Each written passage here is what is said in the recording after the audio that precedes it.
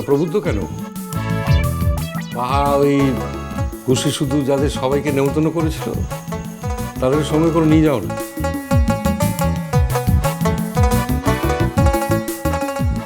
তাহলে ও ও ও খুব খুশি হবে। রিয়ার আর বাকি লোকেরা কি এক হলো নাকি? হ্যাঁ, প্রবুদ্ধতা যেতে পারবে কিনা জানি না, কিন্তু যদি রিয়া যেতে চায় তাহলে তার বাচ্চাটাকে নিয়ে এসে যেতেই পারে। আমি পুরো অর্গানাইজ করবো। একটু কষ্ট করে থাকবো না হয়, কিন্তু গেলে সবাই একসাথেই যাব। আরে না না, কষ্টের কিছু নেই। আমি তো ছিলাম ওখানে বহু বছর, প্রচুর বন্ধু বান্ধব আছে আমার। তাছাড়া ডক্টর ঘোষ আছেন, তারাও ওখানে প্রচুর কন্ট্যাক্ট। যদি সত্যিই যেতে পারি তাহলে সাঁঝবাতির কাছে আমার কমিটমেন্টটা রাখা হবে। কিন্তু পারবো কি? এখন তো শুধু সন্তানের মাথার উপর হাত রেখে চলে যাওয়ার অপেক্ষা। এছাড়া জীবনের লক্ষ্য আর কিচ্ছু নেই। যে কটা দিন টেনে হিঁচড়ে জীবনের শেষ হয়ে যাওয়া দিনগুলোকে লম্বা করতে পারি।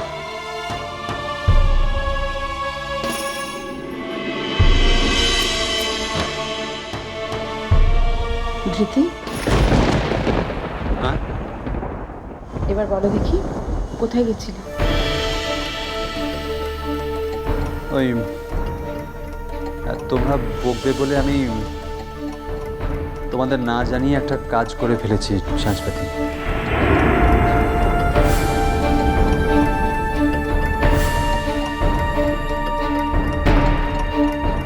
কি কাজ? না, ওই তোমরা তো জানো যে আমি মানে অনেক দিন এখানে আছি।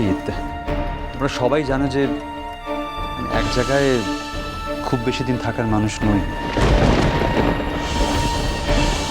তাই ভাবছিলাম একটু জাস্ট 3-4-5 একের জন্য একটু জঙ্গলে বেড়াতে যাব।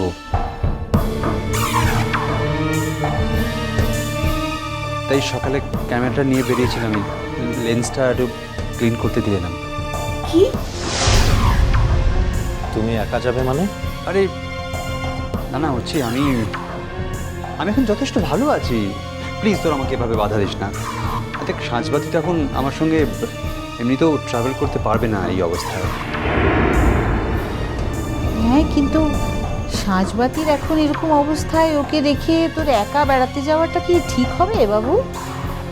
আরে এখানে তো সবাই আছো তোমরা। আমি তো যাচ্ছি মাত্র জাস্ট 4-5 দিনের জন্য। প্লিজ মা, আমাকে বাধা দিও না। আমার একেবারে দম বন্ধ হয়ে আসছে।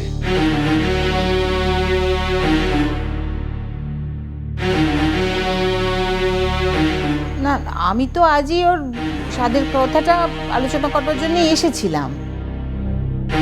তাহলে স্বাদটা হয়ে যাক, তারপর যাস। সেটা কবে? সেটাও তো বলবো বলে এসেছিলাম। এই সপ্তাহে তো দিতে হবে, পাঁজিটা দেখতে হবে, ভালো একটা দিন চাই তো। কিন্তু মা, আমি তো পরশু দিনই যাচ্ছি। পরশু? কোথায়, কোন জঙ্গলে যাচ্ছ তুমি? ওই আমি সাউথে যাচ্ছি। আমি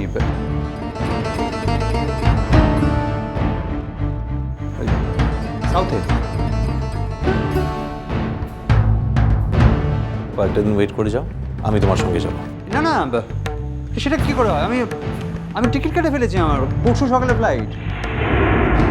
কই, এই কথাটা তো আমাকে একবারও বলেন। দেখো, বললে তোমরা বাধা দিতে আমি জানি, তাই একেবারে টিকিট কেটেই তোমাদের জানালাম। বাবু, তোর বেড়াতে যাওয়াটাকে এতটা প্রায়োরিটি আদিও পারতিস। প্রায়োরিটি দিতে হলো মেজকামণি। একটা মস্ত বড় লোভ মনে আসছে বলে। লোভটা এই যে সন্তানের মুখ দেখে যাব। শরীর যে আবার জানান দিচ্ছে সময় নেই, সময় নেই, time is up, extra time. বাঁচতে চাইছি আমি, তাই আবার দিল্লি, আবার কেমো। কিন্তু এই স্টেজে এই কথাটা আমি সাঁঝবাতিকে জানাতে চাই না।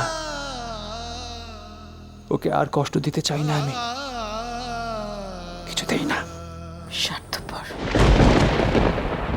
চরম স্বার্থপর লোক একটা।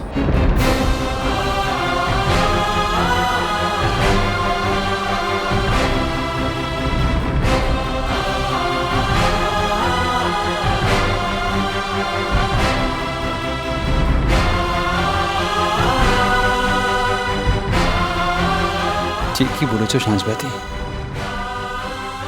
খুব স্বার্থপর মানুষ আমি।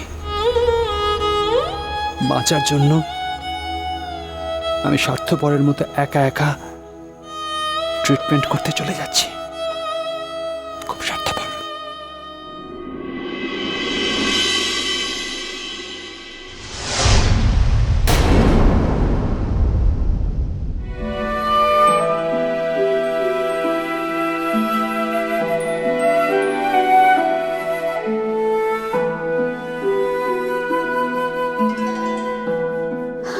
আরে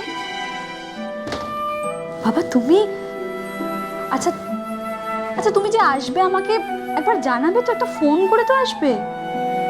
না, ইচ্ছে করে করিনি। কেন? যদি আসতে বারণ করে দাও। কি বলছো বাবা? তুমি আমার কাছে আসবে আর আমি তোমাকে বারণ করব? তোমার কাছে আসবার মুক্তি আমার আছে মা।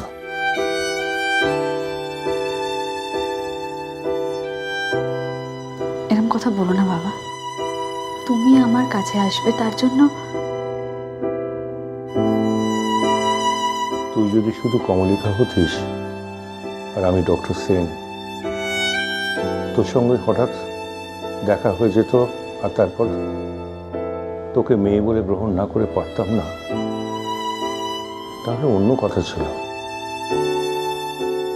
কিন্তু তোর আর আমার মাঝখানে একটা সম্পর্ক যে দেওয়াল হয়ে খাড়া হয়ে আছে,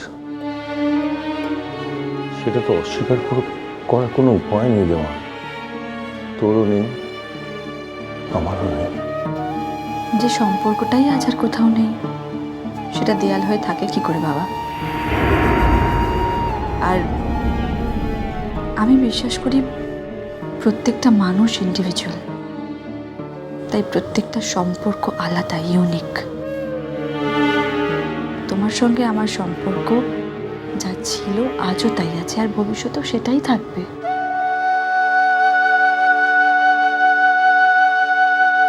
আমি জানি আজকে তুমি কেন এসেছো বাবা। কেন বলতো? আমি যাতে তোমার ছেলে আর রুষার রিইউনিয়নের অনুষ্ঠানটাতে যাই, তাই তো? এই তুই চিনলি তোর বাবাকে? আমি যে তোকে মেয়ে বলে ভেবেছি, সেটা অন্তর থেকে ভেবেছি রে মা। এর মধ্যে কোনো ফাঁকি নেই। জানি। না, জানিস না। যদি জানতিস তাহলে অন্তত এই কথাটা বলতে পারতিস না। আমি এসেছি তোর কাছে আমার ছেলের হয়ে ক্ষমা চাইতে।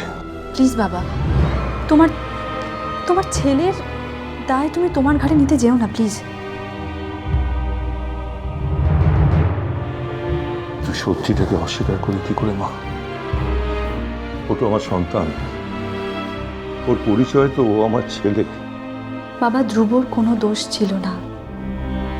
যদি এটা না করে ধ্রুব অন্যটা করতো তাহলেই হয়তো সেটাই দোষের হতো। দোষ গুণ আমি জানি না মা। আমি শুধু এইটুকু জানি, জীবনে যেটা অতীত সেটা গ্রেসফুলি শেষ হয়ে যেতে দিতে হয়। কিন্তু সেটা করেনি। ও বর্তমানের সঙ্গে অতীতটাকে গুলিয়ে ফেলেছে। ও বর্তমানটাকে অস্বীকার করেছে, উপেক্ষা করেছে।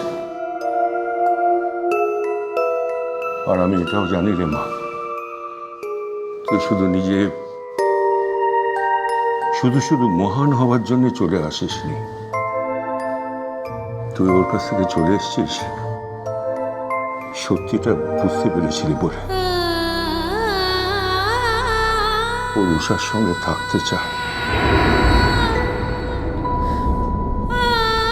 বাবা, এইসব ভাঙা গড়া ওঠা পড়া এইসব নিয়েই তো জীবনে, এই জন্য দুঃখ করে আর কি হবে?